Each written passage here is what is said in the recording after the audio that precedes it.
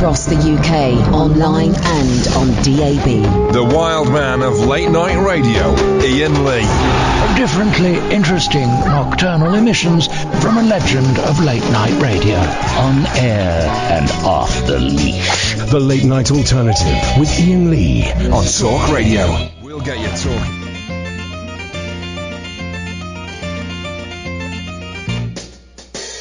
Hello world, hear the song that we're singing. Come on, get happy. A whole lot of loving is what we'll be bringing. We'll make you happy. We have a dream, we go traveling together. We'll spread a little love and then we'll keep moving on. Something always happens whenever we're together. We get a happy feeling when we're singing a song. Traveling along, there's a song that we're singing. Come on, get happy. A whole lot of loving is what we'll be bringing. We'll make you happy. We'll make you happy. We'll make you happy. So it's a loose connection, that's all it is, guys. It's a loose connection. 0344 499 1000 is the telephone number if you want to give us a call. I'm about to what do they call it? Boot up. Going to boot up. Why do they call it booting up? And we know where spam comes from, don't we? No. Do you not? Do you know why it's called spam? Oh, this is a good one. Because it's processed. No. What? Oh, this is a good one, right? Go So on. spam is annoying and irritating, yeah? Just like spam, spam, spam, spam, spam, spam. It's a Monty Python sketch. Is it? And it comes because all geeks in the 80s and 90s dug Monty Python. So it's from the Monty Python spam sketch. Isn't that great? Yeah, I actually quite like spam though. Do you? The To taste eat. of it, yeah. I've not had spam since I was a kid, but I remember loving it. Yeah. I remember loving spam. Spam, spam, spam, spam, spam, spam, spam. Lovely.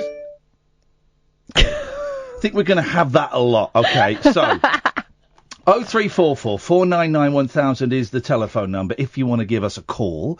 Skype, late night alternative, if you want to give us a Skype. We've not found out a way of muting those noises. So if you ring through on Skype, I'm muting the computer, okay? So if you ring through on Skype, I might miss it, but we will go back to it at some point. Lot to talk about tonight. We were going to have Tommy Robinson on the show to talk about being freed from prison awaiting a retrial, but then I remembered that he's a wife beater who went to prison initially for beating up a copper who stepped in when he was beating his missus up. So I thought perhaps it was best not to. Oh, he's not a racist. Yeah, okay, you argue he's not a racist, sure. He's a wife beater. Yes, Tommy. Little Tommy Robinson. Rock on, Tommy. He's only wee. He's only wee. He's a good-looking lad. Saw a video of him today. He's a good-looking lad. He's a wee lad. And he's not a very nice piece of work. So we will not be having Tommy Robinson on the show, despite what it says. Despite what it says on the Periscope feed, there'll be no Tommy Robinson tonight. A little bit loose with the fists is old Stephen. Let's go to, I'm going to be honest, one of Britain's dullest callers. Apart from Nigel in Temple Fortune and 85% of all of the callers Dr. Nadabayu gets on BBC London, it's Wasim. Park Ian. Always starts with a laugh. Always starts with a laugh. Then he talks a load of boring rubbish. Then passive-aggressive tweets asking if he can phone in about certain things when people can phone in about anything they want at all. I never replied to tweets asking if they can phone in about certain things. What? That really hurts me. What hurts? Do you know what hurts? Is when idiots claim to listen to the show, tweet me asking if they can phone in about certain things. Ian, I don't know what you do. I don't know if you're going to cut me off or, that thing that Everyone gets cut off at some point, Wasim. Some people get a bit more time. You got plenty of time, man. Anyway, it's up to me and it's up to Kath. It's not up to you. There's that sense of entitlement. Can I give you a top tip, Wasim? of how to stay on longer. Oh, God. Enlighten me. Engage in conversation, don't be arsey, and don't have attitude. And don't spend the first 2 minutes... To be fair, I've never been rude. Yes, you have. Yeah. And don't spend the first 2 minutes complaining about how little time you get. My job is to make this show... My job is to make this show as entertaining, as thrilling as possible. And when callers are boring, I got to do a little bit more dancing around. I like it when I can just sit here... You don't want to be boring. Shut up, you absolute... I heard what you said, but I'm going to ignore it because I'm better than you. I like to spend my time sat here doing nothing. And we got some great callers that allow that. We've also got some dull callers where I've got to work magic to extract gold from the crap they've called in with. But that to one side, Wasim. What would you like to say? You encourage that thing on your show, though. I can't even understand what you're saying. You're just mumbling. Go on. Okay, I had a quick game for you. I had a criticism as well. But I had a quick game. Snog, marry, avoid. Okay, all right, let's pretend it's 1997 and we're smoking our first joint. Okay, fine, let's play Snog, Marry, Avoid. Sure. My first joint in 2003, actually. Oh, tough guy! I had my first joint in 1989. I just had my own crumbler as well. Okay, I'm really struggling to understand what you're saying, and I don't know if it's because you're mumbling or if your phone is rubbish or just because my brain switches off. I'm standing by window, mate. So what? What does that mean? Yeah, I said Snog, marry, avoid. So Snog, marry, avoid the following. Julia Hartley Brewer. I knew you were going to say that. You're obsessed with her. I knew you were going to say that. Okay. See, one of them. Julia Hartley Brewer, Anne Widdecombe, or Peggy Mitchell. Well, I would snog Peggy Mitchell.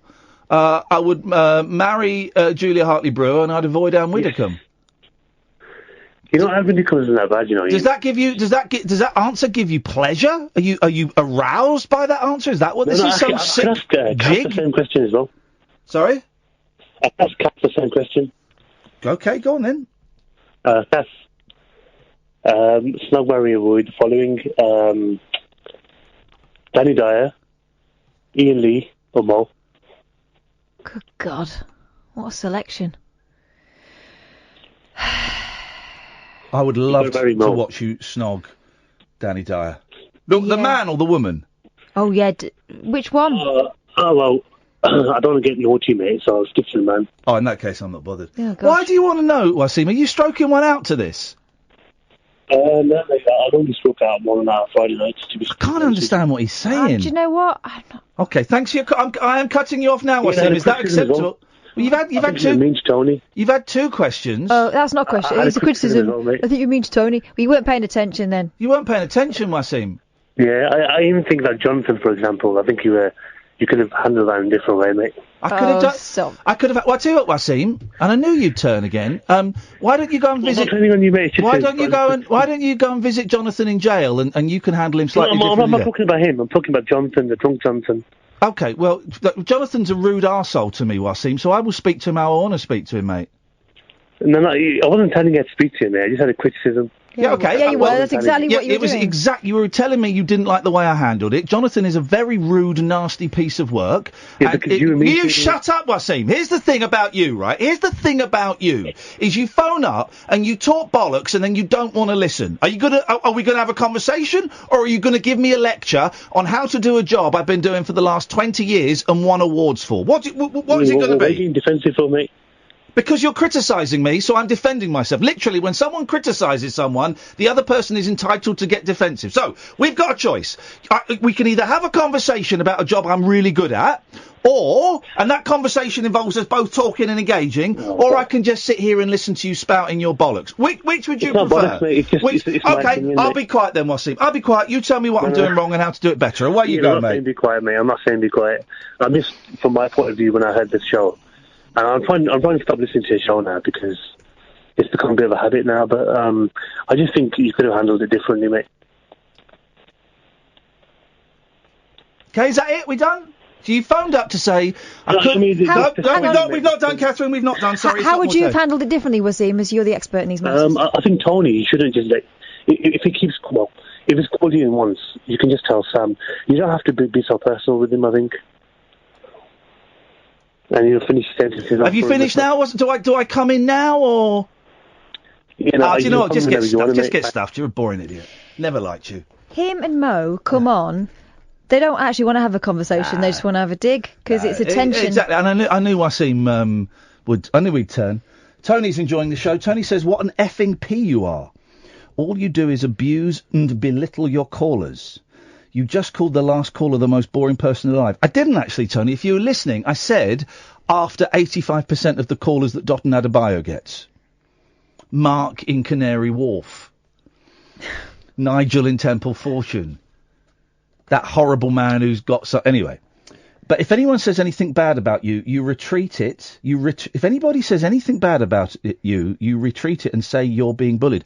I've never claimed to be bullied at all, Tony. What you're doing there, Tony? I get this. You're buying into the mainstream media. You're buying into the MSM's narrative of my life. At no point in the last 20, 30 years have I said I'm being bullied. At no point in the last 30 years have I used the B word to describe my current situation. So you're incorrect there, Tony. You're spreading fake news, and I demand, actually, Tony, that you take down that tweet because it is libelous. And if you don't take that tweet down, then you're gonna hear from my lawyers. Let's go to Skype. It's Tom. Yo, hello. Hey, Tom. Yes, man. Yo, you right? Yeah, you all right? Tom, Jesus Christ, right. I'm live streaming on YouTube. Shut your face, right? Well, first of all, he's about 12 years old in this picture. And second of all, come on, dude. I'm allowed... people say, well, how come Ian's allowed to swear and everyone else... Wait, okay, because I'm the boss. Me and Catherine, well, I'm the boss. I'm the CEO of this show. And Catherine is like a partner, a business partner. When you know, like in lawyer films, when someone says, "Well, please be quiet, Tom." In lawyer films, when someone says, "I'd like to make you a partner in the business," I think you're a partner in the business to my CEO. Anyway, so we're allowed to do stuff that you guys aren't allowed to do. Okay, we're allowed to swear. We're allowed to put it. You guys aren't. Them's the rules, and the rules are very, very simple. And as a parent. When a child uses coarse language and blasphemes and uses the Lord's name in vain, as a parent, I have to step in. Here's my worry. Yeah. When they do it in the first 10 seconds, it's a gateway. As soon as Tom came on, my finger went to the dump button, guys. You can see that on the YouTube channel. Anyway, Tom, let's put all that behind us. What have you got for us? Right, I'm streaming at the moment, and literally, my live stream is just to guest on your show. Because I have been listening to your show for ages now. Yes, man. Ages. How long is ages, Tom? Oh, probably since February. It's a long time for Tom. That is a lot. Is the theory of relativity. That is a long time. Well, how did you discover the show, Tom? Well, I was listening to TalkSport, but I got bored of it. Yeah, so, Adrian Goldberg and Jason Cundy. You should hear what they call him in the office. Boring. Those guys is thick. They're as thick as eggs, those two. Yo, can I go and get my brother real quick, because he loves your show as well? Please do, Tom. Please do. Okay. That's great. Thank you very much indeed. 0344 499 1000. Gonna be one of them shows tonight. Lots to talk about, including IKEA and ISIS. The two are not connected. This is the Late Night Alternative on Talk Radio. The Late Night Alternative with that man, Iain Lee. There's no strangers here, just friends you haven't stalked on Facebook yet. Have never sent my picture to anyone who didn't request it. The Late Night Alternative with Iain Lee on Talk Radio. Yes, 0344 499 1000 is the telephone number, or you can Skype Late Night Alternative. And Tom is back. Good evening, Tom. Yo, hello. And now my dad's in here. Uh-oh! Now we're in trouble. Ollie, come here. Look, is Dad talking to me? Evening, Ian. Hello, Tom's dad. Hello, Mr. Brown, sir. How are you, Mr. Brown, sir? I'm very well, thank you. Very tired. What are you doing letting... You know Tom came on and blasphemed. I hope you're going to thrash him soundly. I'll give him a good beating later. Thank you very much, Mr. Brown. It's outrageous coming on using that kind of language. Right, can I say something to the listeners? Is it foul? No. No, it won't be. Go on then. Right, so if you're listening right now, go to the channel Tom Travels, because I'm trying to get to 100 subscribers by 1st September, which is my birthday. Whoa! Hang on a second. So you've got your own YouTube channel. Yeah. And it's called, was it YouTube.com, / oh no, you won't have a URL yet, will you, if you've not got enough followers? So Tom Travels. I've got Tom Travels, and where does Tom travel to, Tom? Not very far at the moment. Oh, Dad! Tom travels down the path. Okay, Tom travels. Right, it's me holding a walkie-talkie. There we go. Yeah, you got it. Well, hang on a minute. How old are you, Tom?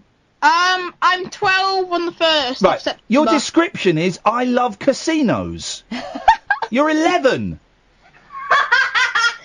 You're 11. Right, hang on a minute. Let's watch one of your videos. It says, if you're bored, watch this. Here we go. This is Tom. This is... That's my live stream. Be quiet. Sorry, I have my shirt off. It's like 6 billion degrees in the stream. But, actually, my open mic ends, actually, but... We should got the clothes on. Yeah, sorry I can't get Fortnite working on my laptop, but, honestly, I'm just really bored, so I might as well stream it. That's the attitude we have to this job. Right, I only have this. This is the best man in the world. Well, this is exactly how Kath and I feel. Every night we come on and do this rubbish, Tom. Bored. You must be hard off the content. Oh, mate, well, the fact that we are playing a video of an 11-year-old saying he's got nothing to talk about shows exactly, Mr. Brown, how hard up for content we are. I've just subscribed, Tom. I'm number 65. Hey, there you go. Oh, my God! It's 72! Oh, my days! Thank you so much, Iain. Thank you so much. Second blasphemy from the youth of today. My days. Good luck. This is a legend. Good luck with it, Tom. No blasphemy. Cheers, ta-ta. If you want to go on Tom's Travels, it's a picture of a boy holding a walkie-talkie. Whenever he stream, he tries to stream video games and fails miserably. So here's my thinking today, right?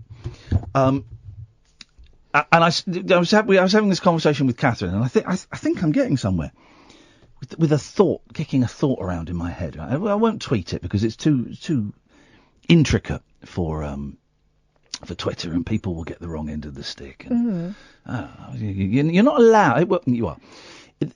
There are certain places online, Twitter, I guess in particular, where you're not allowed to show your workings out. You know, in terms of thinking about things, things that are happening. You're not allowed to hypothesize and go, well, what if this, and this happened? Would that mean that? And is it all right? You can't show your workings out, okay? Because it would take several tweets. One of the tweets will get taken out of context. Suddenly you're a racist or you're a homophobe or, So you've got to go onto Twitter. If you're using Twitter, you have to go on with clear, defined thoughts. Make it watertight. Yeah. You can't, So what I'm saying is, on this show, if you want to come and kick ideas around, you're very, very welcome. 0344 499 1000, Skype, late night alternative. So this is my thoughts, right, on Islamic extremist terrorists, right? They're rubbish.